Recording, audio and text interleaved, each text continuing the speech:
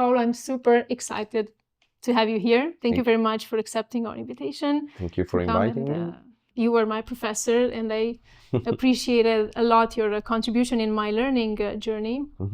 It was super valuable, and I'm sure that the students here will appreciate as well this information that you're coming with, and all the experience and the baggage you're bringing. So first question would be, if you can tell me more about your course. What are you teaching, and what is the learning process for the students? Well, my course is about research. So I teach a methodology that the students can apply to their actual work or future work immediately. So it's a methodology that is definitely applied. And also during these days of class, we experiment using that methodology. So I give them a new tool that they can add to their toolbox. Hopefully it will be useful. So we start by a series of definitions. For example, we define what is the true meaning of research, what is a trend, because basically we're doing qualitative research and is a trend-based research. Then we identify possible trends for them to work on, and then we develop a structure of research. So basically we're doing qualitative research, we're doing trend research that revolves around culture and creativity. So your course would be also a sort of workshop, right? So Exactly. Hands-on, applied, from delivering the tool, explaining the steps, and then experiencing and delivering at the end an outcome that is a presentation, a project. So we start with definitions, we start with a more abstract part, if you wish, and then we go straight to applications. What the students create after this very intense, very quick, but very deep workshop is a structure of a possible project that they can do in the future. They usually start from something that they're already working on, but in some cases they experiment with something that for them is totally new. So maybe they didn't have the chance or the courage, maybe, to work on something that is totally new, but with this course they have the chance to do that. You were here last year as well. Yes. And from the project that they delivered last year, how did you find where they were sitting in terms of understanding trends, and how did they process the information and deliver it at the end? What did you find there? Yes, last year there were some projects that were still a little bit ripe, of course. It's a very short experiment, but I was impressed because the majority of the projects, they had a very, very high professional quality. So things that were to be used as maybe pitches for future projects, I really hope that some of the things that I saw last year are now a reality, or at least have been discussed maybe in meetings with companies or agencies. But believe me, many of those projects, they really had that kind of quality, things that can become a real product. So you're teaching research, and it's very hard these days to evaluate, right, to where to take your information from, right, where is the valuable information, because there's a lot of misinformation, there's a lot of fake things happening around. Anyway, and here it's a very short time for the students to prepare their qualitative research and deliver the project. So I guess you're also giving them sources. Yes. Where to get this information from. Can you tell us more about this? Yes, of course. The sources of information when doing research, of course, are the key. It's like when you're cooking, you need to buy great ingredients, you need to buy great produce if you want to cook a very good meal. The same is with research. What I try to show them is that in any place that we experience every day, there could be valuable information. There is great information, for example, on social media. We need to filter it. We need to find the right social media, for example, the right source for the things that we are looking for. But there's also great information also in traditional media, such as newspapers. Of course, the information that we have online is mediated, is filtered by algorithms. We also start to, with the students, we start to analyze a little bit what's the logic behind algorithms, so we understand what kind of information is being delivered to us. For the same reason, we also discuss a little bit about what's the logic behind, for example, a newsroom. How do journalists and directors select information in order to give us a selection of the complexity of the world through a traditional news magazine, a newspaper, or also cultural magazines. So we try to balance between extremes. Of course, social media and internet, whatever is online, which is a big part of how we experience the world, is important. But at the same time, we need to balance that with a less precise instrument that is, for example, the newspaper. In addition to that, there's also other very important sources of curated content, which is, for example, podcasts. That are an absolutely great source of information. It's a slower way to get information. It's at the same time a place where you can get information in a more substantial way. I mean, you can listen to podcasts even if you're doing something else. So it's a great way, for example, to be informed and to have meaningful information without losing too much time. Reading requires your entire attention. Listening is something that can be in the background or something that is extremely active at the same time. Let's say when you're driving. Yes, I was thinking exactly about that, because that's the only place when I'm driving, the only moment where I can listen to podcasts. The other great source of information that we work on is, for example, newsletters. Curated content. Yes. The source of information in this case is the person. So you select an independent journalist or an independent researcher or maybe an established name.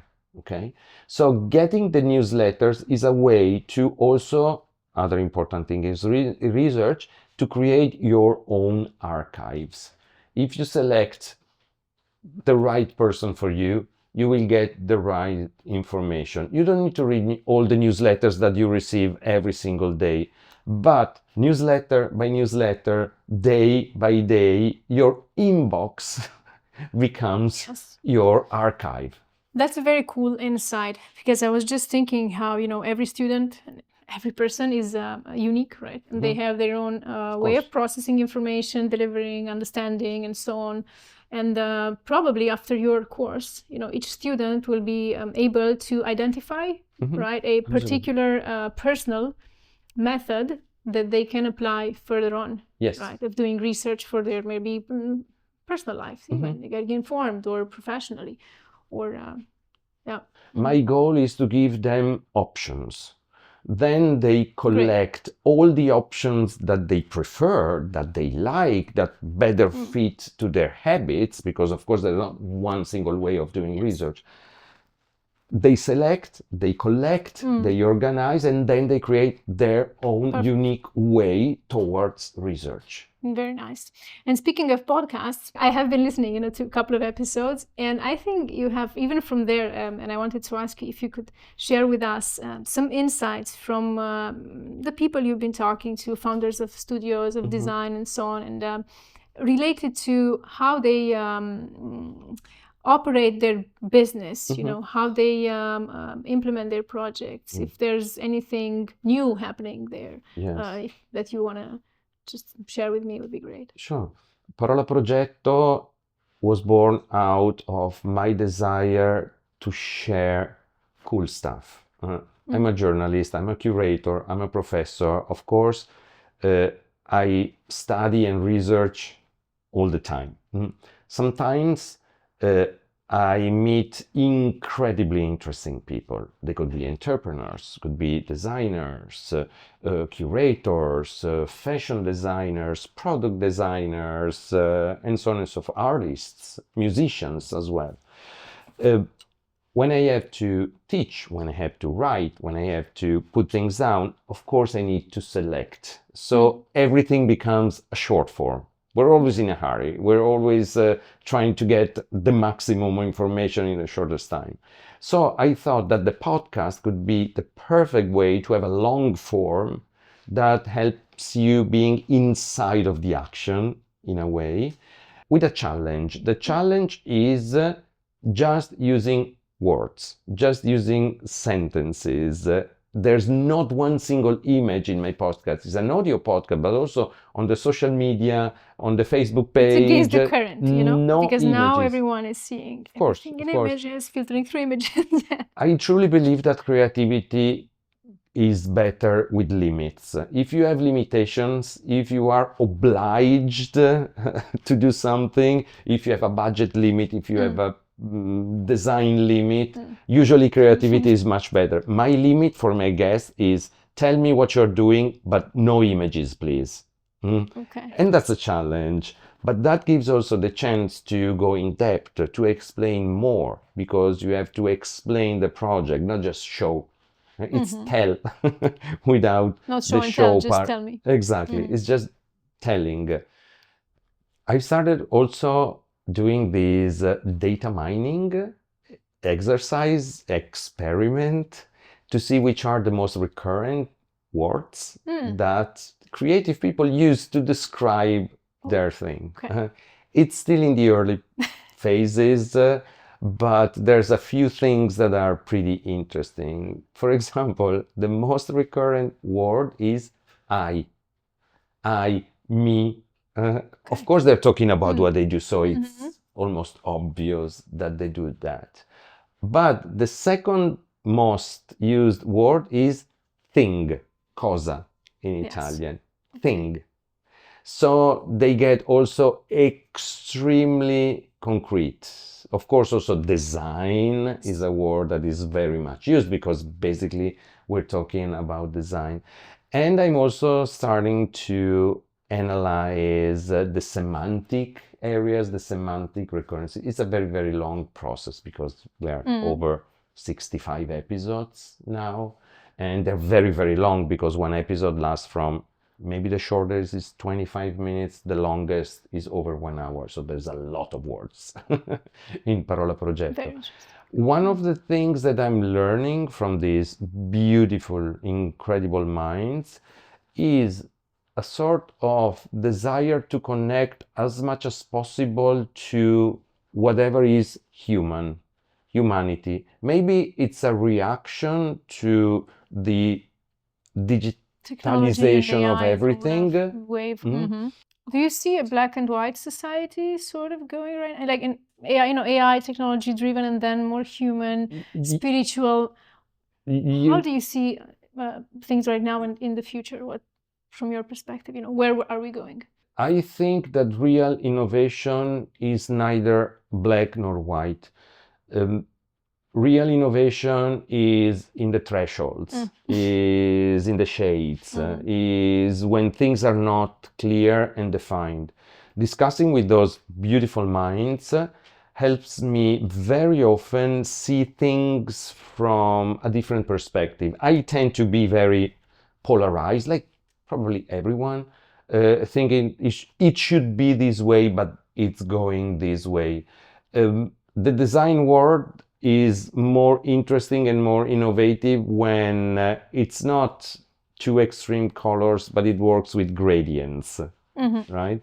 So these discussions, they help me see things for what they really are, reality for what it really is. For example, the use of AI. Either we love it or hate it, use it or not use it. Well, I'm discovering so many ways in which designers and also entrepreneurs, they use AI in a personal way that is so interesting, so interesting. Maybe I use it also for my podcast, for example, AI all the time, maybe to make the voices smoother, so to improve the sound quality, I use AI. To transcribe the episode, I use AI. Of course, I re-edit, I fix it, I change it, and I make it real, right? Because of course there's hallucinations in AI, so still you need to have a human touch. Mistake. Also, yes, a mistake Something. every now and then, or something that is not an hallucination, because AI, sometimes I see sometimes in transcription things that haven't been said during the talk. Yes. Improvisation. Yes. This is It's something like human. something. Where does it come from? I have no idea where these sentences come from. It's like it's listening to someone else while listening to me. I have no idea, but sometimes it happens. And this happens in every kind of use of AI. What do you think, or from your experience, not what you think, because you have a lot of experience even with managers, as you say, and designers, and how is their mindset different, and how they complement each other? The most interesting managers that I've talked to recently are those who read newspapers. I know it sounds like old and strange, but those who tell me that recently I've interviewed a very, very important CEO, and he told me that he goes to the office every single day and early, very, very early, because he needs to read at least 6 newspapers before starting the day. Another entrepreneur I interviewed on Parola Progetto, he told me that if he doesn't have the time to read newspapers every day, he collects them, and every Saturday morning is like going to the library, reading, understanding books, magazines, newspapers. Is the moment where they create their own bubble, which is a paradoxical bubble, because it's the bubble of reality. Yes. Okay. You go in. Exactly. And you come out. To get out of the bubble that is our job, that is our sector, and go inside of the next bubble, which is the bubble of reality. And then we go back to our routine and job and work and logics and strange stuff. But if you are able to create those moments, they're sacred. And one other thing, I am seeing a very interesting shift in the style of management that, in the cases of real success of companies, is a management that is more distributed. It's less like the company that is less like a kingdom and more like a democracy. Okay? Where all the assignments, all the responsibility are more shared. Of course, there's a governor, there's a person on top, there's a pyramid, because of course it wouldn't work that way, but a more collaborative approach. And that gives usually both financial success and, this is what interests me, a more cultural and relevant product design experience whatsoever. Thank you very much for accepting to speak with me today. Thank you, Dalia. See you back in class.